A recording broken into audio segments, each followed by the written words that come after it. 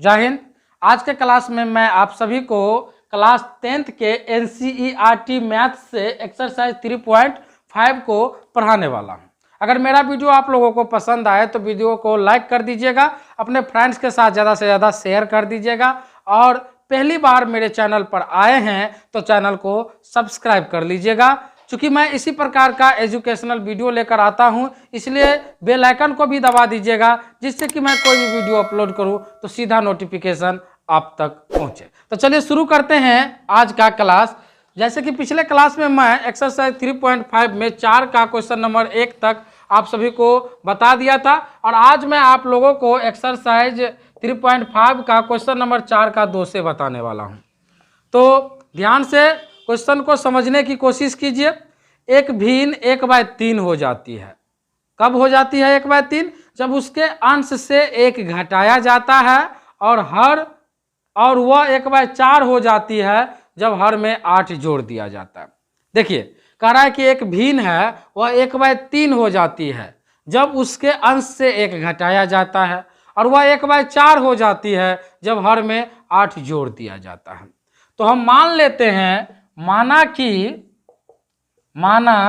कि भिन्न का अंश इज इक्वल टू एक्स और हर इज इक्वल टू वाई।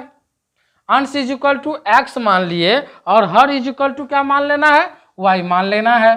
तो भिन्न बराबर आप सभी को पता है अंश बट्टा हर होता है। तो अंश एक्स है और हर वाई है, तो भिन्न क्या हो जाएगा? एक्स बट्टा वाई हो जाएगा। ठीक है, अब क्या करेंगे? प्रश्न से यहां देख लीजिए कि उसके अंश से 1 जब घटाया जाता है तो वह भिन्न 1/3 हो जाता है। तो अंश से 1 घटा देना है, तो x - 1 बट्टा वाई बराबर कितना हो जाता है? 1/3 हो जाता है। कितना हो जाता है? 1/3 हो जाता है। ठीक है, अब इसको क्रॉस मल्टीप्लीकेशन कर दीजिए। तो 3 से इसको मल्टीप्लाई करना है तो ये क्या हो जाएगा? 3x, और 3 से इसको मल्टीप्लाई करना है तो ये क्या हो जाएगा? 3 बराबर कितना हो जाएगा? y हो जाएगा। ये 3x इसको इस तरफ लेकर चले आइए तो -y, और इसको इस तरफ भेज दीजिए +3।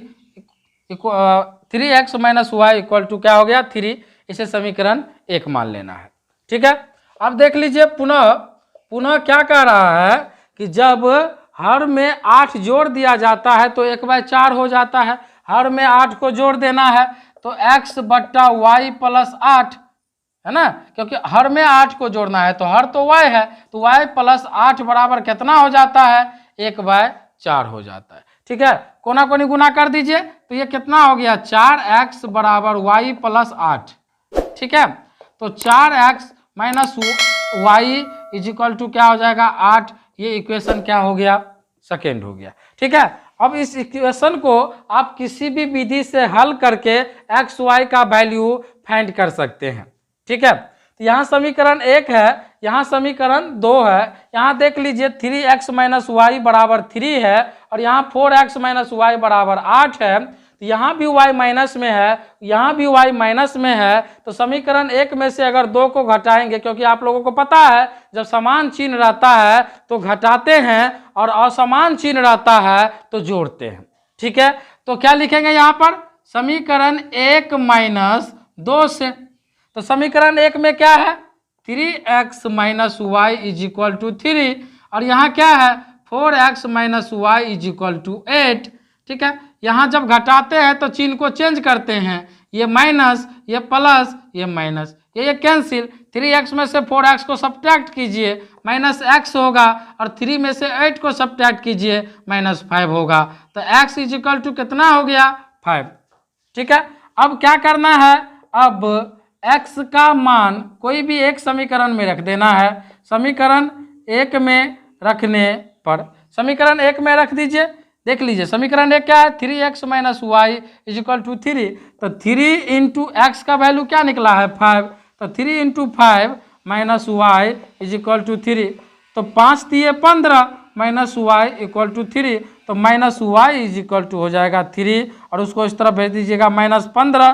तो -y बराबर -12। 3 में से 15 घटाइएगा तो y बराबर हो गया 12। x का वैल्यू निकल गया 5 और y का वैल्यू निकल गया 12। तो अब आपको भिन्न निकालना है। तो भिन्न बराबर क्या होता है, दिया हुआ है x बट्टा वाई, तो x का मान 5 और y का मान 12, तो भिन्न बराबर हो गया इसका 5 बट्टा 12। तो आशा करते हैं कि आप लोगों को यह क्वेश्चन समझ में आया है। ठीक है, तो चलते हैं हम क्वेश्चन नंबर 4 का 3 पर। अगर आप लोगों के मन में कोई क्वेश्चन हो तो आप हमें कमेंट करके पूछ सकते हैं, उसका जवाब देने की मैं कोशिश करूंगा। चलिए क्वेश्चन नंबर 4 के 3 पर।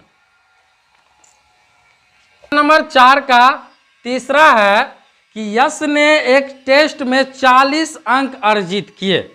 एक टेस्ट परीक्षा था जिसमें यश ने 40 अंक अर्जित किए।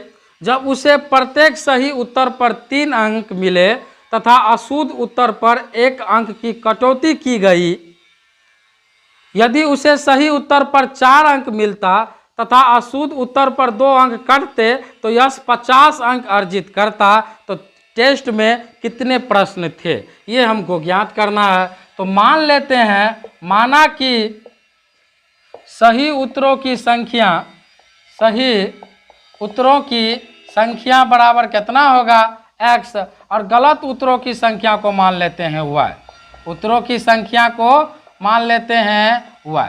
सही उत्तरों की संख्या को मान लिए x और गलत उत्तरों की संख्या को मान लिए y। तो प्रश्नों की कुल कितनी संख्या हो जाएगा, प्रश्नों की संख्या बराबर हो जाएगा x प्लस y, यानी कि सही उत्तर और प्लस गलत उत्तर दोनों मिला के प्रश्न पूरा बन जाता। कुल प्रश्न मान लीजिए 10 प्रश्न है परीक्षा में, जिसमें से 7 प्रश्नों का उत्तर आप सही देते हैं, 3 प्रश्नों का उत्तर आप गलत देते हैं, तो तबे ना जाके कुल 10 प्रश्न होगा। तो सही उत्तर और प्लस गलत उत्तर मिला के कुल प्रश्न होता है। तो सही उत्तरों की संख्या x है और गलत उत्तरों की संख्या y है, तो प्रश्नों की संख्या हो जाएगा x प्लस y। अब आगे क्वेश्चन समझिए, देखिए कह रहा है कि अगर उसे सही उत्तर पर 3 अंक और अशुद्ध उत्तर पर 1 अंक कट जाता तो 40 अंक अर्जित, मतलब 40 अंक मिलता।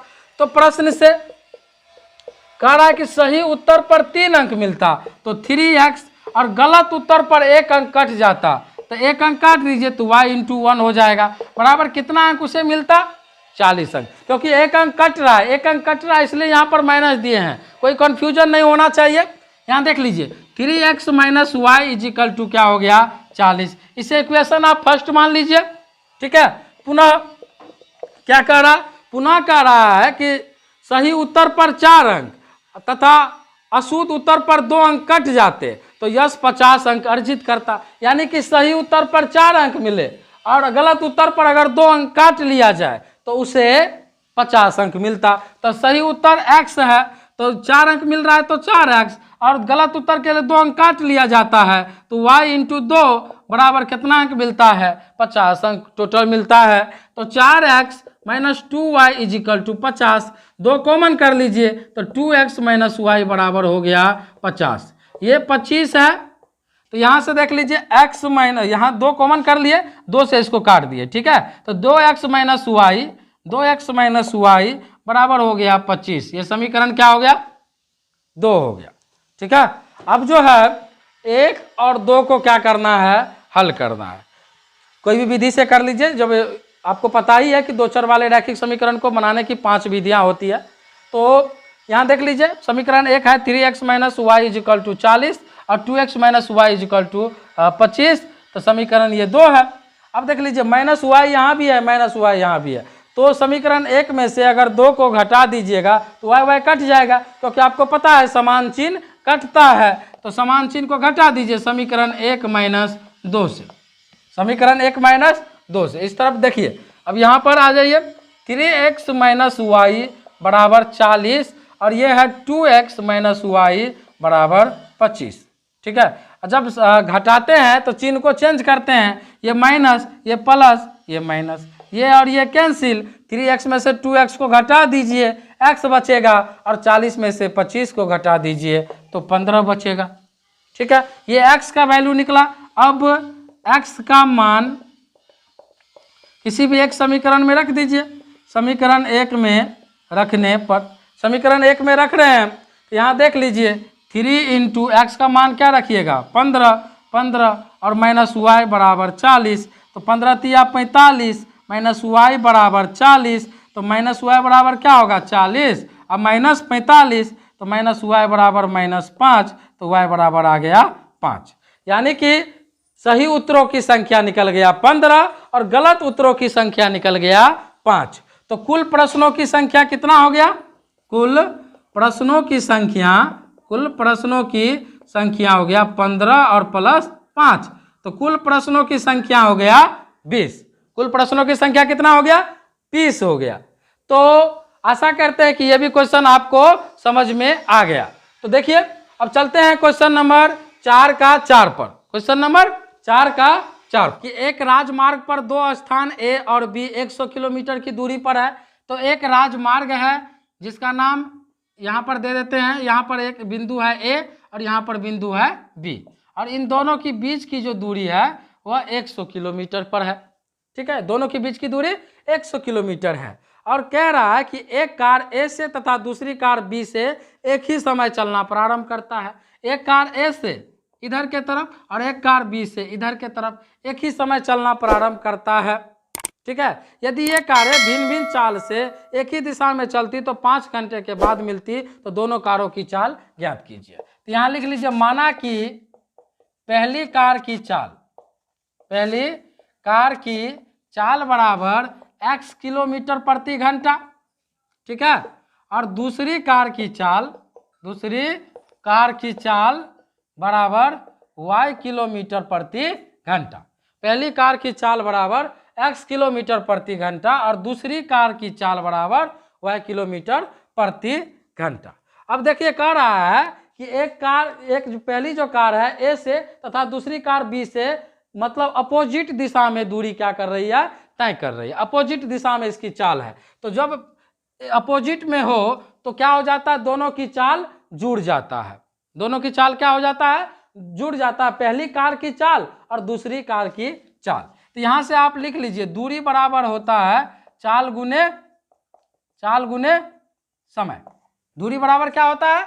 चाल गुने समय। तो प्रश्न से दूरी तो 100 किलोमीटर दिया हुआ है और चाल, जब विपरीत दिशा में दोनों कारें चल रही हैं तो इसमें दोनों की चाल जुड़ेगा, तो x + y इंटू समय, एक ही समय चलना प्रारंभ करती है, तो यहाँ 1 होगा। तो x + y = कितना हो गया? 100, समीकरण 1। ठीक है, पुनः आ जाइए यहाँ पर। पुनः कह रहा है कि यदि ये कारें भिन्न भिन्न चालों से एक ही दिशा में चलती है तो 5 घंटे पश्चात मिलती है। कितने घंटे पश्चात मिलती है? 5 घंटे। तो जब एक ही दिशा में चलेगी, याद रखिएगा, जब एक ही दिशा में दोनों कारें चलेगी एक ही दिशा में, तो दोनों का चाल माइनस हो जाएगा। पहली कार की चाल माइनस दूसरी कार की चाल, तो पहली कार की चाल, यहाँ पर वही फॉर्मूला लगाना है आपको। दूरी तो 100 किलोमीटर दिया हुआ है और चाल जो हो जाएगा वह x - y हो जाएगा, क्योंकि दोनों कारें एक ही दिशा में चल रही है। तो x - y और समय दिया हुआ है 5 घंटा, तो 5 से इसको काट दीजिए, 20 × 5 = 100, तो x - y बराबर हो गया 20। इसे समीकरण 2 मान लीजिए। ठीक है, समीकरण 2 मान लेंगे। अब x समीकरण 1 और 2 को हल करेंगे। यहाँ देख लिए y हट रहा है, y को हटाना है, यहाँ प्लस में y है, यहाँ y माइनस में है, तो जब असमान चिन्ह रहता है तो समीकरण 1 2 को जोड़ते हैं, तो हम क्या लिखेंगे? समीकरण 1 + 2 से, समीकरण 1 + 2 से, तो x + y = हो गया 100 और ये क्या है? x - y = 20। ये कट गया, तो x और x को जोड़ेंगे तो 2x बराबर 120, ये हो गया 60, यानी कि x बराबर आ गया 60। अब क्या कीजिए? अब x का मान समीकरण 1 में रखने पर, एक में रख दीजिए, 2 में रख दीजिए, जिसमें विचार हो उसमें रख दीजिए। तो x का मान क्या निकला है? 60 + y बराबर 100। तो y बराबर क्या हो जाएगा? 100 - 60, तो y बराबर कितना निकल जाएगा? 40। अतः पहली कार की चाल बराबर 60 किलोमीटर प्रति घंटा और दूसरी कार की चाल बराबर 40 किलोमीटर प्रति घंटा। तो आशा करते हैं कि ये क्वेश्चन आपको समझ में आ गया है। अगर मन में कोई क्वेश्चन हो तो आप हमें कमेंट करके पूछ सकते हैं। कोई बात अगर समझ में नहीं आता हो तो आप हमें क्वेश्चन करके पूछ सकते हैं, उसका जवाब देने की मैं कोशिश करूंगा। क्वेश्चन नंबर 4 का 5 पर कह रहा कि एक आयत का क्षेत्रफल 9 वर्ग इकाई कम हो जाता है यदि उसकी लंबाई 5 इकाई कम कर दी जाती है और चौड़ाई 3 इकाई बढ़ा दी जाती है। ठीक है, तो हम मान लेते हैं, माना कि आयत की लंबाई बराबर x इकाई और चौड़ाई बराबर y इकाई। ठीक है, लंबाई को x इकाई मान लिए और चौड़ाई को y इकाई मान लिए। तो क्षेत्रफल बराबर सभी को पता है क्या होता है, लंबाई गुने चौड़ाई, तो x गुने y वर्ग इकाई इसका क्षेत्रफल हो गया। ठीक है, अब कह रहा है प्रश्न क्या कह रहा है कि लंबाई को 5 इकाई कम कर दी जाती है और चौड़ाई को 3 इकाई बढ़ा दी जाती है। तो लंबाई बराबर क्या हो जाएगा, 5 इकाई कमा दी जाती है तो x माइनस 5, और चौड़ाई को 3 इकाई बढ़ा दी जाती है तो y प्लस 3 इकाई। चौड़ाई तो y था, उसमें 3 इकाई बढ़ा दिया तो y प्लस 3 होगा। तो क्षेत्रफल बराबर हो जाएगा लंबाई गुने चौड़ाई। तो क्षेत्रफल कितना बढ़ जाता है, कितना कम हो जाता है, 9 वर्ग इकाई कम जाता है। तो क्षेत्रफल कितना निकला है, x इंटू वाई माइनस 9 बराबर लंबाई कितना है x माइनस 5 और चौड़ाई कितना है y प्लस 3।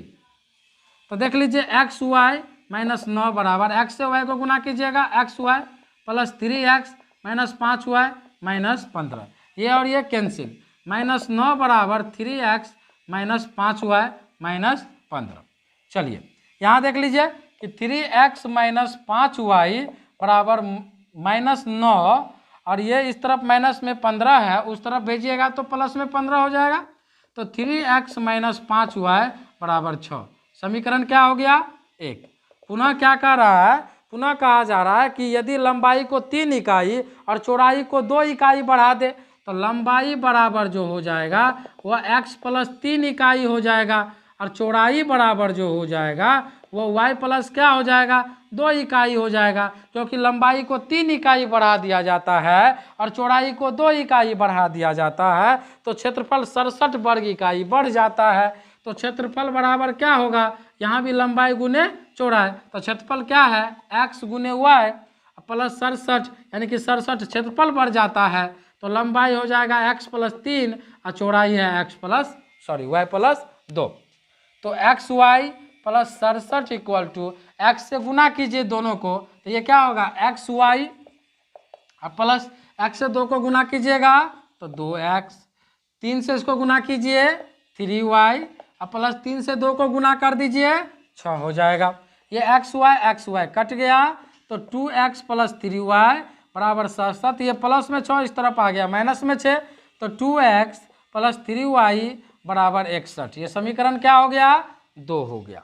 ठीक है, अब 1 2 को आपको हल करना है। तो चलिए y मतलब ये जो चर पद है y, इसको हम हटा रहे हैं। तो यहाँ y का गुणांक क्या है 5, तो 5 से इसको गुना कर दीजिए। यहाँ y का गुणांक क्या है 3, तो 3 से इसको गुना कर दीजिए। और असमान चिन्ह है, देख लीजिए यहाँ पर ये प्लस है और यहाँ ये माइनस है, तो असमान चिन्ह है, तो असमान चिन्ह होता है तो जोड़ते हैं। तो समीकरण 1 गुने 3 और प्लस 2 गुने 5 से, तो 1 को 3 से गुना कर दीजिए, 3 तिया 9x माइनस 5 तिया 15y इक्वल टू 6 तिया 18।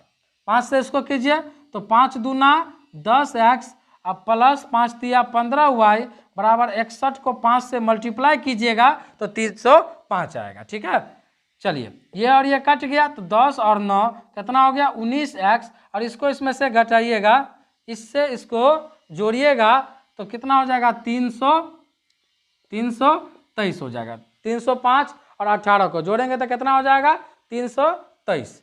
ठीक है, तो ये कितना हो गया उससे काट दीजिए, 19 1 19, अब बचा कितना, बच गया यहाँ पे 13 पे उतर गया 3 तो 133, 19 7 133, यानी कि x बराबर आ गया 17।